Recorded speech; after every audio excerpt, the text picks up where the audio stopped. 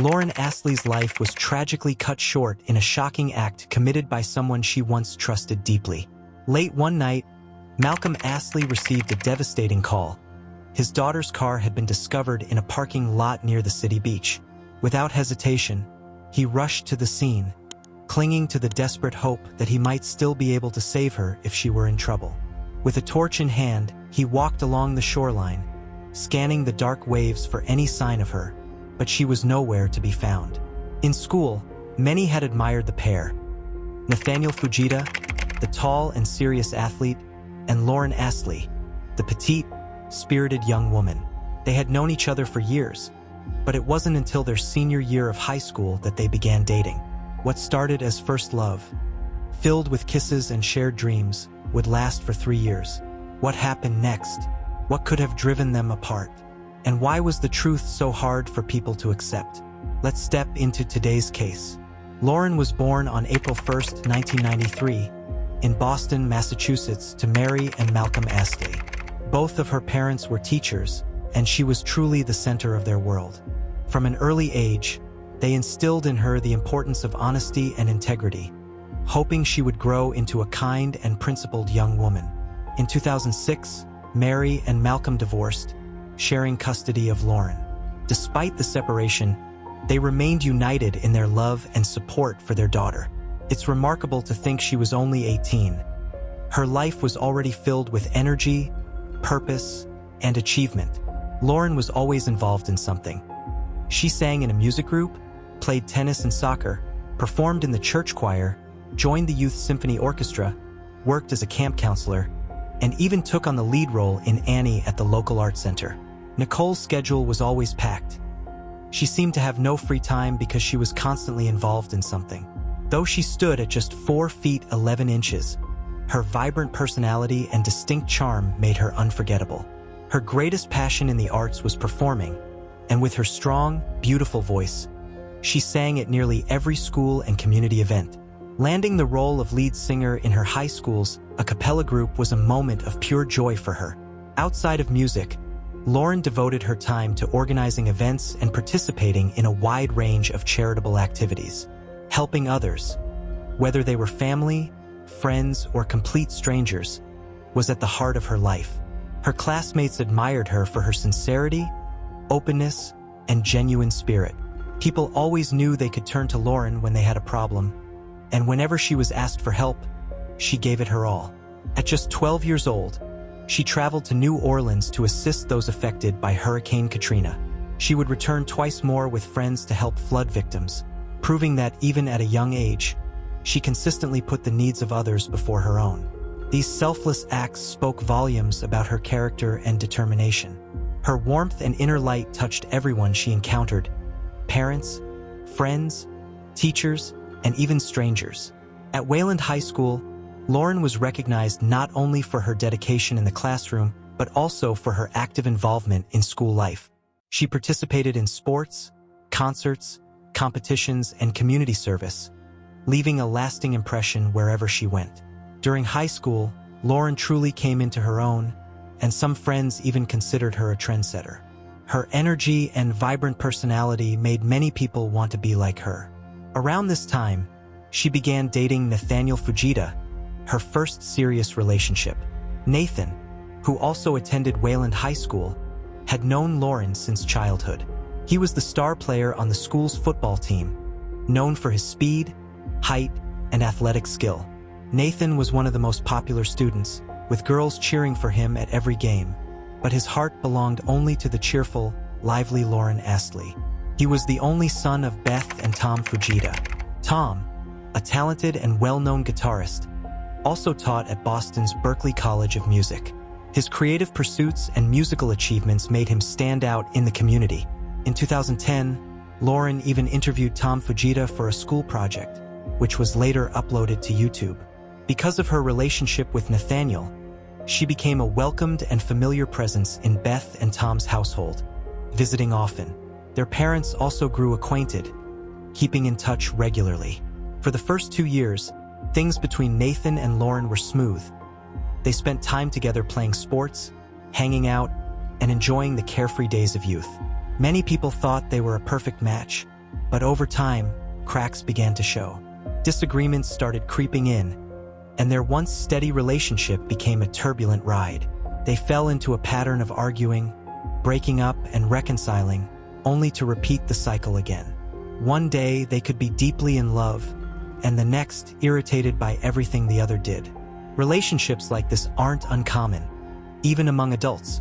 Nathaniel often drew a lot of attention from other girls, yet he was still possessive and jealous of Lauren. At times, he felt she gave more of herself to others than to him. In her senior year, Lauren began thinking seriously about her future, where she wanted to go in life and which college she would attend. It was during this period that she realized Nathan no longer fit into the life she envisioned. She had grown tired of the constant emotional strain their relationship caused and began considering ending it for good. Senior year is often a turning point, a final step toward adulthood. At 18, the world feels wide open, filled with opportunities to achieve great things, build a career, meet new people, and embrace exciting experiences. For Lauren, the next big step was getting into college, and she was eager to take it. Lauren applied to Elon University in North Carolina, while Nathaniel chose Trinity College in Connecticut, where he had been invited to play football, a dream he'd carried since childhood. Lauren's friends were aware of the troubles in her relationship and wanted to help. Together, they created a list of reasons she should end things with Nathan. His quick temper, extreme jealousy, aggressive behavior, and, at times, disrespect toward his own mother. After reflecting on it all, Lauren decided to end their high school romance. On her birthday in April 2011, she broke up with Nathan, a day she considered one of the best in her life. The timing made sense. With both of them heading to different colleges in the fall, it was the natural point to move on and live separate lives. But for Nathaniel, the breakup felt entirely different. He saw it not as a fresh start, but as a devastating loss. The college offer Nathaniel had once dreamed of no longer mattered to him. All he could focus on was his relationship with Lauren Astley. Once an energetic and motivated young man, constantly training and staying active, he gradually withdrew into himself, spending most of his days on the couch, looking distant and depressed. He stopped socializing, avoided his friends entirely, and abandoned his usual routines. During this time, he began drinking heavily and smoking marijuana daily. Even though Lauren had ended their relationship months earlier, she still worried about him. She didn't want to see someone she had once been so close to in pain. On several occasions, she asked her friends whether she should reach out and try to help him. Every time, they advised her against it, warning her not to give him any reason to believe their relationship might be rekindled. In the summer of 2011, after graduating high school, Lauren was eager to enjoy her final months at home surrounded by family and friends. To celebrate the start of this new chapter, her friends organized a big party. Under a large tent, about 150 students and recent graduates, Lauren's ex-boyfriend Nathan among them, danced, laughed, and enjoyed the night. While Lauren was chatting with her friends, Nathan, already heavily intoxicated, approached her in an attempt to reconcile. Lauren, however, told him firmly to leave her alone. In her mind, everything had already been discussed, and there was no reason to go over the breakup again. They had talked it through many times, and she was ready to move forward. Besides, she knew that in his drunken state, Nathan wouldn't respond meaningfully to anything she said. But Nathan couldn't bear the thought of her being with someone else. Refusing to accept her rejection, he continued to pester and pressure her. At one point, Lauren broke down in tears, confiding in a friend that Nathan simply wouldn't leave her alone. He trailed her throughout the night, determined to stop her from dancing with anyone else. With each passing minute, his anger grew, fueled by alcohol. When Lauren once again refused to speak with him, Nathan stormed up and struck one of the tent poles with all his strength, causing the entire structure to collapse. The tent was quickly lifted and put back in place, but by then, the mood had shifted entirely. Now, it wasn't just Lauren. Everyone at the party was telling Nathan to leave. The celebration was effectively ruined. Later that night, Lauren told her mother about Nathan's behavior, explaining how he refused to let her go. He was furious that she had ended their relationship, angry that she wouldn't speak to him, and bitter over the fact that she seemed happy without him. For a while, things seemed to settle down. Lauren decided to take a job at a clothing store in the mall to earn some money before starting college. On July 3, 2011, she arrived for her shift at 10 a.m. Security cameras recorded her entering the mall at 9:45 a.m. and riding the escalator up. At 6:45 p.m., her shift ended, and she was seen leaving the building while talking on the phone. Tragically, this would be the last time anyone saw her alive. She had planned to meet friends for a walk after work, but she never showed up. Her friends immediately grew concerned. This was unlike Lauren. If something came up and she couldn't make it, she would always find a way to let them know. Her father, Malcolm, was also worried. He knew she had planned to go home after work, change clothes, and then meet her friends. But she never made it home, breaking from what should have been her normal routine. Her father sensed immediately that something was wrong and didn't waste any time. He called the police right away to report her missing. News of Lauren Astley's disappearance spread quickly throughout the town, leaving friends and acquaintances deeply concerned. No one had seen her since she left the mall. In Lauren's case, authorities began searching immediately. Typically, police wait a certain amount of time before launching a missing person investigation, but here, everything moved quickly. Friends and family didn't just wait for her to return. They actively sought help. As soon as Malcolm contacted the authorities, the search began. That same night, police discovered Lauren's red Jeep parked at Waylandtown Beach with its windows down. It was a crucial discovery. Inside were her bag and laptop, but Lauren herself was nowhere to be found. There were no clues about where Lauren went after leaving her car at the city beach with its windows rolled down. The moment Malcolm heard about the discovery, he rushed there, running straight from the vehicle to the water as if he still had a chance to save her. With a torch in hand, he searched the shoreline, but she was nowhere to be found. Lauren's friends, terrified after hearing about the red Jeep, spent the night at the beach, hoping she would appear. They sat by the shore, doing nothing but waiting and wondering where she could have gone. At that moment, none of them even considered the possibility that she had been harmed. Police began questioning Lauren's close friends and family, trying to determine whether anyone might want to hurt her or take her against her will. Initially, no one could think of a single person. However, when officers pressed further, they learned she had recently broken up with her boyfriend. Despite this, all of Lauren's friends insisted Nathan couldn't hurt her. He could be moody and upset about the breakup, but they didn't see him as dangerous. The police understood that jealousy and a recent breakup could often be powerful motives for someone to do something harmful. They already knew about Nathaniel Fujita, and that same evening, as part of their inquiries, they went to his home. There, Nathan and his mother, Beth, spoke with the officers. He claimed he had been home the entire time, which gave him an alibi, though not a particularly strong one. Nathan told them that he had, in fact, seen Lauren that day. According to him, she stopped by for about 5 minutes but never got out of her car. They had a brief, awkward conversation, after which she left, and he said he hadn't seen her since. On the surface, his story seemed plausible. The officers were aware, however, that the breakup had deeply affected him. He had withdrawn, grown depressed, and stopped going out altogether.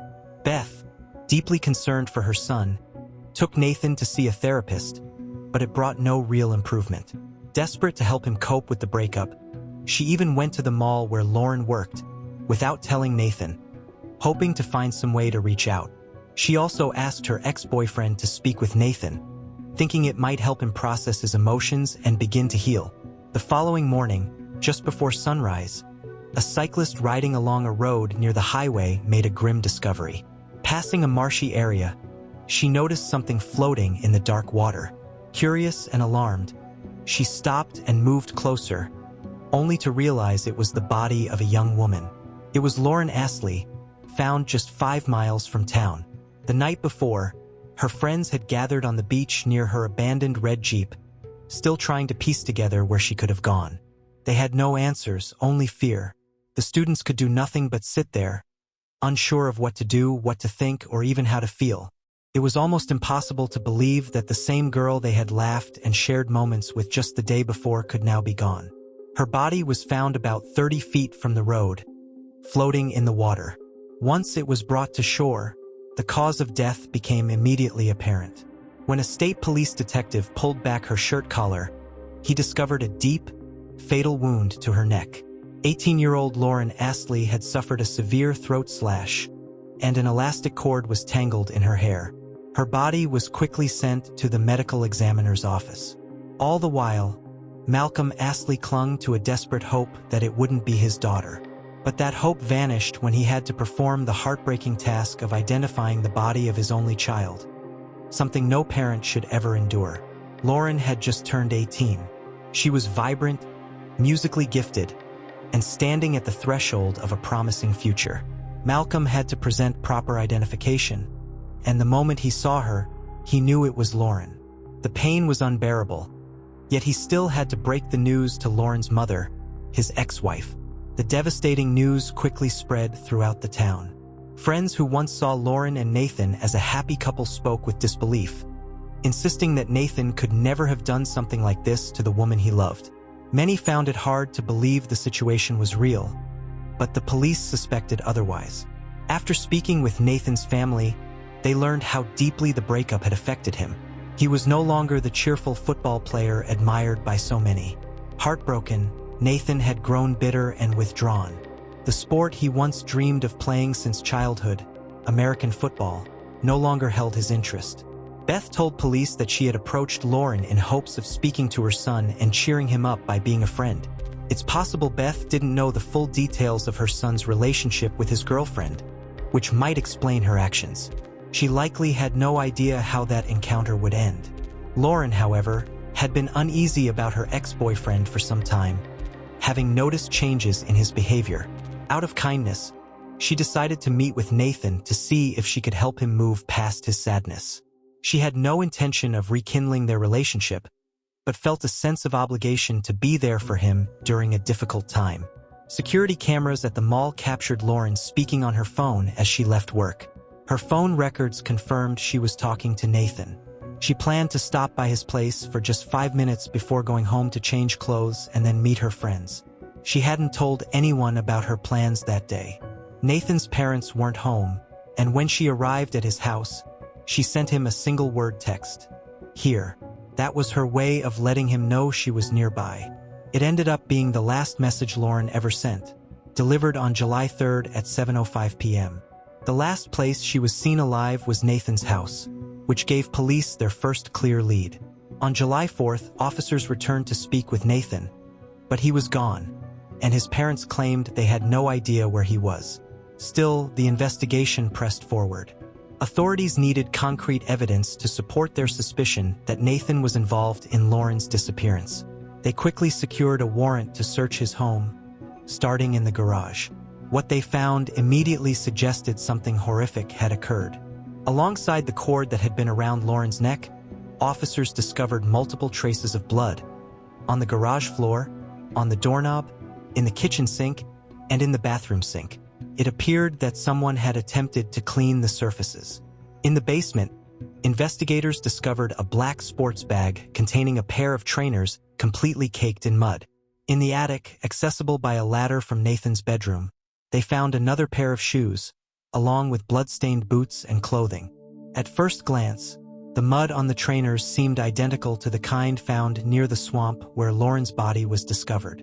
This required immediate lab analysis. The results left no doubt. Nathan's clothes and boots carried Lauren's blood, and the mud was indeed from that same marshy area. Following these findings, Nathan Fujita was officially placed on the wanted list. He was located at his cousin's home in a nearby town just a few hours later.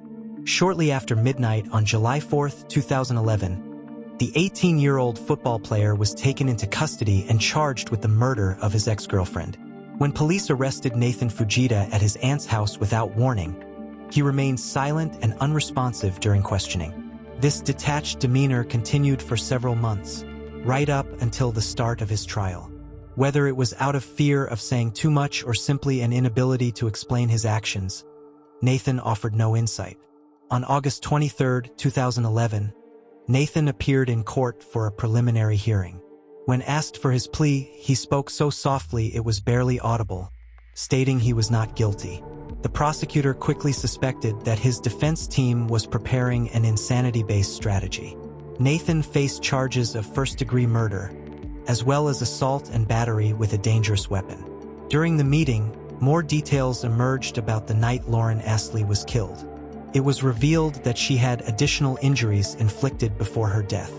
The night before the crime, Nathan had called his cousin and invited her to hang out. When she declined, saying she had other plans, Nathan became angry and hung up. The next day, after learning of Lauren's death, the cousin called Nathan to see if he was aware of what had happened to his ex-girlfriend. His response was chilling. He said the murder weapon would never be found. Nathan also told his cousin that he had driven Lauren's red Jeep to the City Beach parking lot, explaining that he needed a break and wanted to spend time with her. By the end of the meeting, the prosecutor requested that Nathan be held without bail, and the court agreed. About a month before the trial, another hearing on pretrial motions took place, revealing disturbing and significant new information about the suspect. In 2009, Lauren and Nathan were in one of their on-again, off-again phases. Lauren continued living her life and, one night, attended a dance with friends. Among the attendees was a young man who had previously shown interest in her. After her recent breakup with Nathan, Lauren decided to give a new relationship a chance. The two danced together and even shared a kiss. Suddenly, Nathan appeared, forcefully shoving the young man and threatening to slit his throat if he ever approached Lauren again. Over time, the incident at the dance faded into the background. Lauren's friends and family never noticed any clear signs of abuse in the relationship. However, they knew Nathan could be possessive and jealous, with his temper worsening when he drank. This confrontation, which occurred 2 years before the crime, revealed the extent of Nathan's anger and jealousy toward anyone who came near Lauren. When investigators found the wounds on Lauren's body, her boyfriend's earlier comments took on a darker meaning, hinting subtly that Nathan might have been the killer. It also became clear during the hearing that Nathan planned to rely on a silence defense. While this wouldn't clear him of the charges, it could significantly reduce his punishment. By the time Nathan's trial began on February 13, 2013, 18 months had passed since Lauren Astley's death. From the outset, the defense claimed Nathan was legally insane, holding to this narrative throughout the 3-week trial. Early in his statement, Nathan's lawyer openly admitted that Nathan had killed Lauren, but argued that the real questions were how and why. The defense insisted Nathan hadn't stalked Lauren after her high school graduation. He hadn't driven by her home, called her, or sent her texts. According to them, he had withdrawn completely, avoiding people and places altogether. Friends of the girls who were present confirmed that Nathan had withdrawn from everyone, stopped attending training sessions, and avoided conversations. His friends and former teachers grew concerned because his behavior had drastically changed within just 2 months. Ultimately, the lawyer stated that Nathan was suffering from a severe mental illness, indicating that something was seriously wrong with him. Beth, his mother, convinced him to visit a psychiatrist who diagnosed him with severe clinical depression. This wasn't just heartbreak over a breakup, it was a genuine mental disorder. According to the defense, the psychiatrist recommended medication and therapy, but Nathan refused both. He may have been struggling with mental health issues brought on by his breakup with Lauren Astley and the repeated head injuries he sustained while playing high school football. The end of their relationship could have triggered an episode. Lauren feared she might somehow be responsible for her ex-boyfriend's dangerous condition and worried he might seriously harm himself. Out of concern for Nathan, Lauren went to the Fujita home on the evening of July 3, 2011. During that time, Nathan experienced a brief manic episode, leaving him unable to fully understand or control his actions. They went into the garage to talk, but then Nathan suddenly grabbed an elastic cord, wrapped it around Lauren's neck, and began choking her. He had no real awareness of what he was doing. His body was acting, but his mind was disconnected from reality. He felt no emotion toward the act itself. Nathan was still in a disturbed state of mind when he repeatedly slashed Lauren's throat. According to the defense team, his actions were the result of insanity, and their entire case rested on that claim. When it was the prosecution's turn, they argued the exact opposite, that Nathan Fujita had intentionally murdered his ex-girlfriend, Lauren Astley, because he couldn't cope with the breakup. The prosecution maintained that this wasn't a crime of sudden rage, but a calculated act of revenge. On the day of the murder, Nathan attempted to reach Lauren at her workplace, calling her multiple times. In fact, he had already called her cell phone 3 times before that. One of those calls was recorded as she was leaving the shopping center after work. The prosecutor claimed that Nathan coerced Lauren into coming to his house, fully aware that his parents would not be home. He then took her into his garage, where the assault occurred. The autopsy revealed that Lauren had sustained more injuries than just strangulation and a cut to her throat. There were also clear defensive wounds, indicating she had fought back.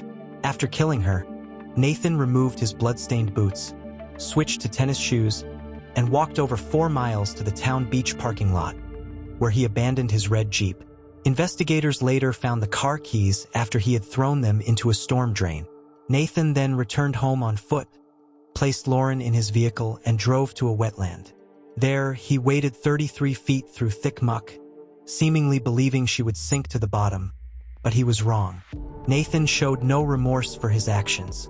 That night, he was spotted returning home completely naked, driving with the windows down and music blasting. Afterward, the young man tidied up the crime scene and concealed the evidence.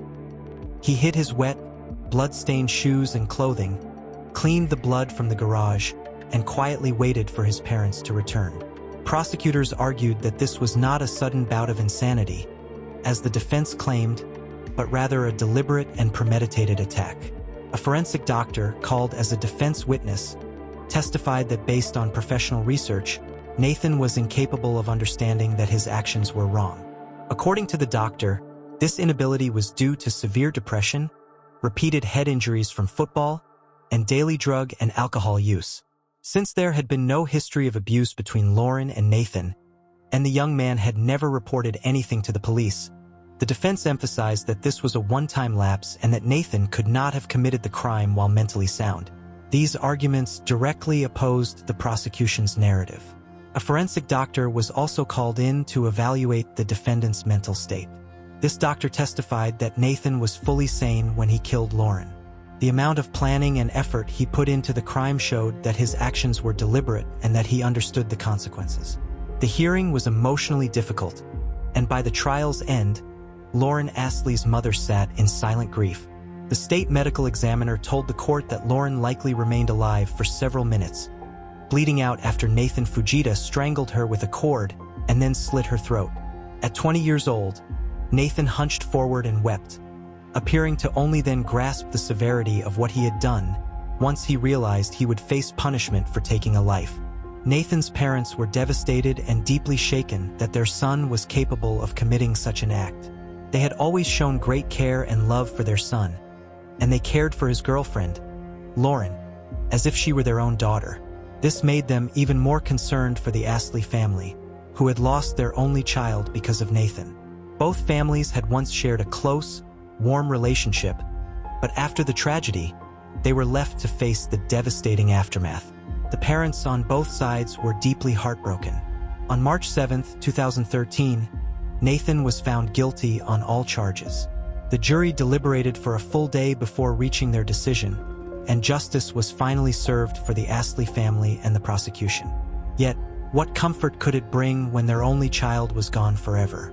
As the sentence was read, Malcolm, Lauren's father, crossed the hall and embraced Nathan's parents. He understood that both families had lost something precious beyond measure.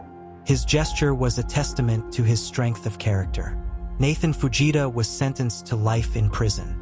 In Massachusetts, anyone convicted of first-degree murder is given a life sentence without the possibility of parole. Lauren's parents believed her death could have been prevented. After losing her, they dedicated their lives to educating teens about the dangers of relationship and breakup violence. Malcolm and Mary went on to establish the Lauren Astley Memorial Foundation, a nonprofit that promotes art, community involvement, and healthy teen relationships, causes that were close to Lauren's heart. In January 2024, the Massachusetts Supreme Court overturned a law that required anyone under 20 at the time of their crime to serve life without parole. Lauren's parents now fear that this change could allow Nathan Fujita to be released. They struggle with the thought, believing that the man who killed their 18-year-old daughter should remain behind bars for life. If you found this case fascinating, don't forget to like the video and subscribe to the channel. We post crime case videos every night. Until next time, stay sharp, stay vigilant.